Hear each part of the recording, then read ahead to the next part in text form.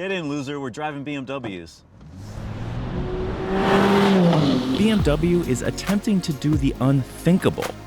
Produce an electric version of its iconic M performance cars.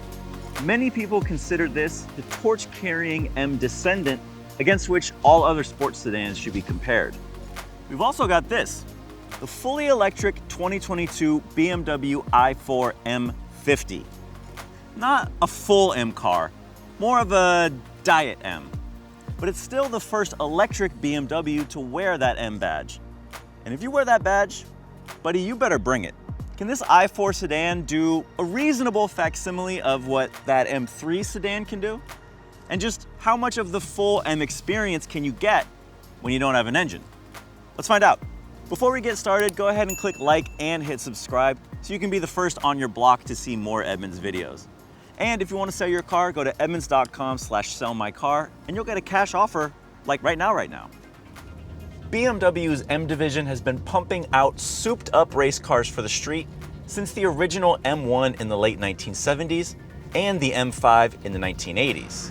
But it was the vaunted M3 in 1986 that established M to many people as the ultimate in road-going performance at a reasonable price. Okay, semi-reasonable. In fact, BMW only sold the M3 to the public in the first place because it was required in order to race the damn thing. Fast forward to today, and we've got that original M3's great-grandson, a 2022 BMW M3 Competition, the ultra-athletic sedan with the unfortunate face. Our M3 Competition is an X-Drive model, meaning it has all-wheel drive. And an optional $4,700 carbon package means it has carbon fiber everywhere. The splitter, the mirrors, the roof. BMW will wrap your dog in carbon fiber if you let them. All that carbon does have one advantage: weight. We weighed this M3 at 3,904 pounds. Consider that along with the power you get. The twin-turbo 3-liter inline-6 engine makes 503 horsepower and 479 pound-feet of torque. Combine that with all-wheel drive and grippy Michelin Pilot Sport 4S tires and, well, you'll see what happens. The price, however, is steep. The M3 Competition X-Drive starts at $78,000, including destination. But this one is loaded way up to $108 and change. Now for the i4. Since it's an M50 version, you are reminded constantly, what do those badges get you? A big, heavy battery pack mounted under the floor, sending power to 2 electric motors, one at the front wheels and one at the rear, effectively giving the i4 all-wheel drive. If that sounds heavy, it is. We weighed the i4 M50 at 5,067 pounds. I don't care how low your center of gravity is. We're talking a 5,000-pound sedan here. Unlike the M3, the i4 also gets a rear hatchback-style trunk, and under the hood, there's no frunk like a lot of EVs. Instead, there's a giant plastic shield covering all the electrical components. Basically, BMW saying, you don't even want to know what's going on under here. The result, however, is 469 horsepower and 538 pound-feet of torque. And if you put the car in Sport Boost mode, that jumps to 538 horsepower and 568 pound-feet of torque. Holy schnitzel, that's a lot of boost. The i4 M50 gets 20-inch wheels all around, wrapped in Pirelli P0 tires. Skinny up front, but beefier at the rear. Here's the good news. The i4 M50 starts around $67,000 with destination, and our tester here came to $76,000. Let's see what you get for the money on the track. Turns out, the M3 Competition X-Drive flies. Our equipment measured 0 to 60 miles per hour in 3.17 seconds, and the quarter mile, 11.5 seconds at 121.5 miles per hour. That is booking. The i4 M50 makes for an interesting comparison, hitting 60 miles per hour in 3.57 seconds. No slouch at all. The quarter mile came in 11.9 seconds at 118.6 miles per hour. Slower than our M3, but awfully fast. Get this, the big steel brakes outperformed the lightweight M3, stopping from 60 in 104 feet. And on the skid pad, the M3 Competition X-Drive hit a bonkers 1.09 G. The i4 M50 also put up a solid 0.99 G on the pad. Remember, this weighs 1,000 pounds more than the M3. This car is EPA rated at 227 miles of range on a full charge. However, we witnessed a real-world range of 268 miles.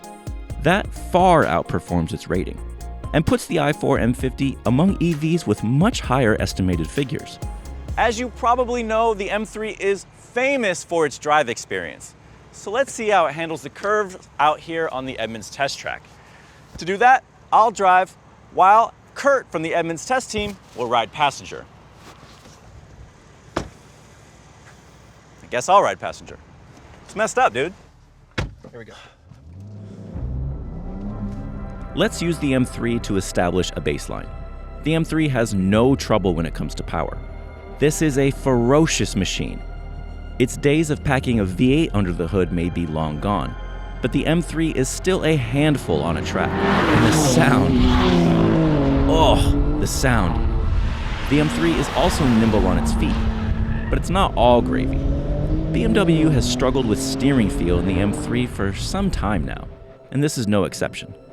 While it's sharp and precise, there's no feedback whatsoever, making it difficult to tell exactly where the tires are and what they're doing. This is an essential component of the M legacy, and sadly, it's missing. Now onto the i4 M50. Yeah, Let's see what it's got. it's the future, man. Future's fast. That was definitely brisk. Yeah. Okay. You can feel a weight underneath you. Yes. But at least it's low. It's not up high. That's the benefit of having a giant battery pack on the floor. Yeah. Is that all the weight is down right where you want it, Yeah. close to the ground. This car has a lot of power. There it is again. And like every good performance-oriented EV, power is immediate and it's immense. And that's what gets so addictive with having a powerful EV. And we've got this up to the most aggressive setting, which is Sport Boost. Yes. So that's a pretty significant extra boost of both horsepower and torque. What are your impressions of the power on tap in this car? It's great when the car lets you use it. It feels like you're using it now. When you have the steering wheel turned at a certain angle, you put your foot down, it doesn't give you all the power until the steering wheel's straight. Oh. So I like having all the power like now, but it's not really letting you have all of it. But I do like the immediacy of the power.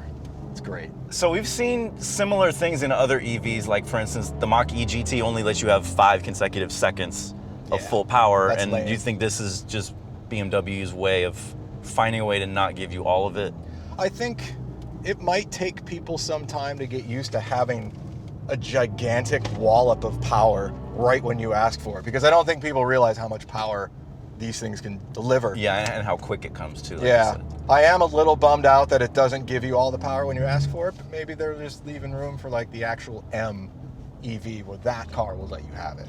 What about the steering? We're going into a hairpin now and then some windies. Standard on the M50 is variable sport steering. How do you feel that compares to your expectations? Expectations for BMW steering these days are pretty low. So unfortunately, I'd say this is very similar to what you get in an M3, an M5.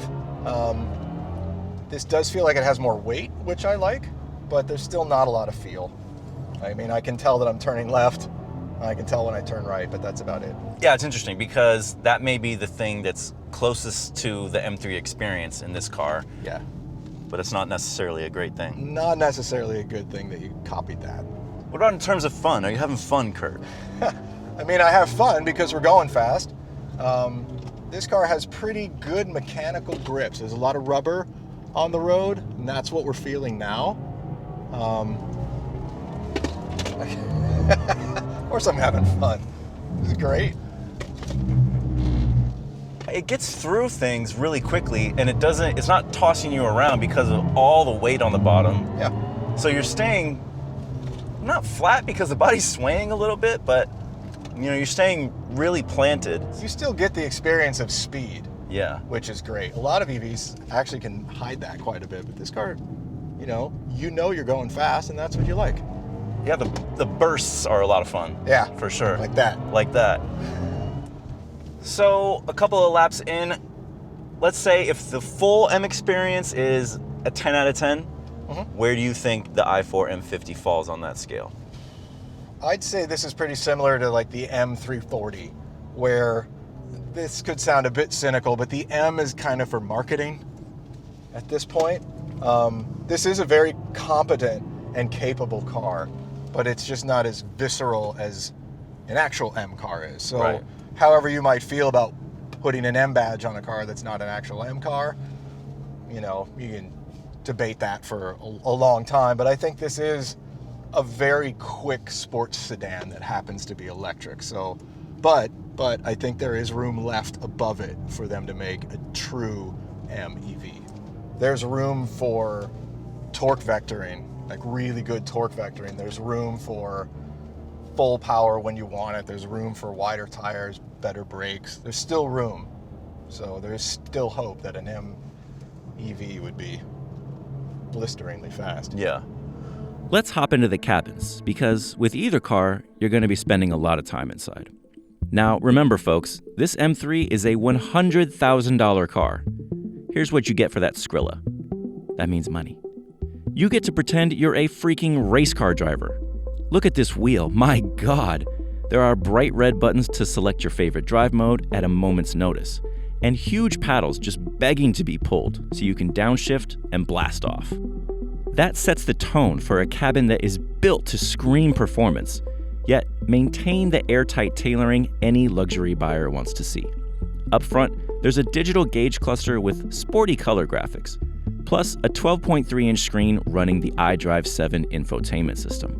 Whether you press the screen, use the iDrive hockey puck, or poke the hard buttons, all of them feel as premium as entering the launch codes to a ballistic weapon, which you kind of are. Finally, the seats, a combination of Space Shuttle and Skeletor. These carbon buckets are a $3,800 option, and that comes with a special, sporty crotch hump for some reason. Worse, though, are the giant thigh bolsters, which make gating out of the M3 a huge pain. But you know the weird part? They work. You're sucked in place while the M3 pulls extreme G's around a track. Sure, you'll get laughed at, but you can't beat that race car feeling. So now we're in the i4, and let's start with the steering wheel. This feels like the right combination of sport and comfort. It's got a really nice shape to it, but it's not super aggressive. It's really easy to grip and hold in your hands, and there's a really cool interlacing blue and red stitching that goes all along the inside of it. That, along with the M badge at the bottom, are really the only indications that you get in the entire interior that this is an M car. What you do have a little bit more of is blue accents, like around the center roundel here, and also on the start-stop button and the gear selector. It seems like it was more of a priority to emphasize that the i4 is an electric car than that it's M related. Now, following that, I want to talk about build quality for a second. I've been in a lot of affordable electric vehicles recently and kind of got used to interiors that were not the best put together. Instead, in the i4, you definitely get a sense that you're dealing with a company that has been making very high quality interiors for a long time, and now they're just bringing it to the EV arena. This is a stark difference between a lot of those other EVs that I've been in before. All of the panel gaps are really tight. There's really nice stitching all over the place through the seats and this center console. And then up here, there's a padded rest area for your knee, which is a very nice touch. And all in all, it just feels like you're getting the full BMW experience. They're not asking you to sacrifice just because it's an EV. Now, one thing you cannot ignore in the i4 is this massive one-piece screen that stretches all the way across here. In front of the driver, there's a 12.3-inch digital display with tons of information, very, very clear picture, which is great. And then under the same piece of glass, almost as if the two are connected, there's a huge center screen that's just shy of 15 inches. And with that, you get controls for your maps, navigation, audio, your phone connections, even a personal assistant, all kinds of stuff. That runs through the brand new iDrive 8 infotainment system. You can control iDrive 8 through two ways, using this little dial down here, which scrolls back and forth, or pushing left, right, up, down, and selecting by pressing in the center. Or you can just go straight to the screen, pressing on it, swiping. This is all very responsive. One thing I typically don't like is when automakers hide all the climate controls into the screen and don't leave any physical buttons here. BMW has done that, but there's a constant climate menu button right here, so you can press that and have very quick, easy access. And all of the controls have been really responsive so far. That's a nice surprise. I'm warming up to the idea. Now, the least M thing in this entire interior is the seats. They're comfortable, big and wide with lots of room to get comfortable and find a good position, but there's really no indications of sportiness whatsoever. There are very small side bolsters, no bolsters on the thighs. One thing I do like though is a manual pad for your thighs that you can extend out and give your legs a little bit of extra rest. Overall impressions of the interior are it's a very nice BMW. Great place to be. It is not an M whatsoever. The aggression has been dialed down to probably a 6 or 5, maybe 4. Other than this little badge right here, there's really no indication that this is an M car at all. And that's okay, but it's just not an M. We set out today to learn whether the electric i4 can do a passable impression of the mighty M3. So here's the verdict. You can have a lot of fun driving the i4. Hell, you can even have an M-like experience driving the i4. It's just going to be a different M experience than the one you're used to. This is the electric M experience. It's not as visceral, but quieter and more comfortable. And it's here to stay. This is basically BMW indicating its intention to carry the M bloodline into the electric age. If you're an M fan and you're looking for a reason to jump into the EV arena, here's your reason. It may be more of an M decaf, M junior varsity, M illy vanilly, but it's still the closest you're going to get to that M experience in an electric vehicle. That's something to be damn proud of. And it makes that $67,000 starting price seem pretty reasonable. Besides, if you're holding out for that full M experience in an EV, just hold on. I have a feeling something's coming to fill that void pretty soon.